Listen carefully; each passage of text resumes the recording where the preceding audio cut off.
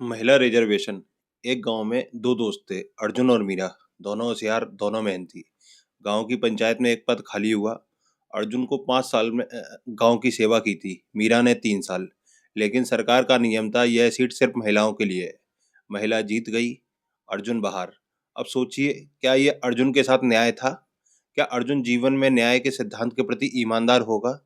और अगर कल को सभी पुरुष अपनी पत्नियों को चुनाव लड़ाकर बैक साइड से खुद पॉलिटिक्स करने की कोशिश करें, तो पंचायत में काम तेज और बेहतर होगा या स्लो और खराब?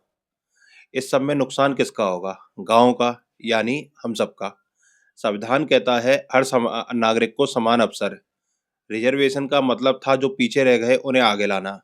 लेकिन हम इस बात को स्वीकार क्यों नहीं कर रहे कि रिजर्वेशन से आगे आप आधी आबादी को खेल के मैदान से ही बाहर कर दोगे?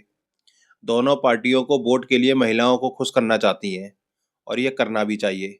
लेकिन इस प्रक्रिया में आप पॉलिटिक्स की क्वालिटी को खराब नहीं कर सकते। आप अगर महिलाओं का वाकई में उत्थान चाहते हैं, तो आपको पॉलिटिक्स की क्वालिटी को भी बेहतर रखना होगा। असली सवाल यह नहीं है महिला हो या पुरुष।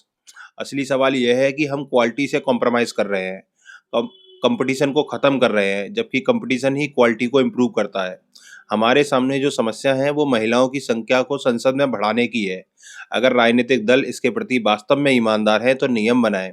कोई राजनीतिक पार्टी अगर 100 सीट पर चुनाव लड़ रही है, तो कम से कम 40% सीटें महिलाओं को देनी होगी। कौन सी सीट देनी होगी, ये पार्टी का निर्णय है। जहां से आपको उचित लगे उससे क्या होगा। अगर किसी पार्टी के किसी क्षेत्र में पुरुष उम्मीदवार उम्मीदवार बेस्ट है, तो अब उस क्षेत्र में उसको टिकट देगी, और दूसरी पार्टी हो सकता है उसी क्षेत्र से किसी महिला को खड़ा करे। इससे दोनों उम्मीदवारों के बीच एक बेहतर कंपटीशन होगा। कंपटीशन काम की क्वालिटी को इम्प्रूव करेगा, और महिला सांसद भी 50% के आसपास संसद में पहुंचेंगी। न्याय का मूल सिद्धांत है मौका सबको, लेकिन चयन केवल क्वालिटी का, जो सभी के लिए बेहतर हो, सभी के लिए उन्नत हो। धन्यवाद।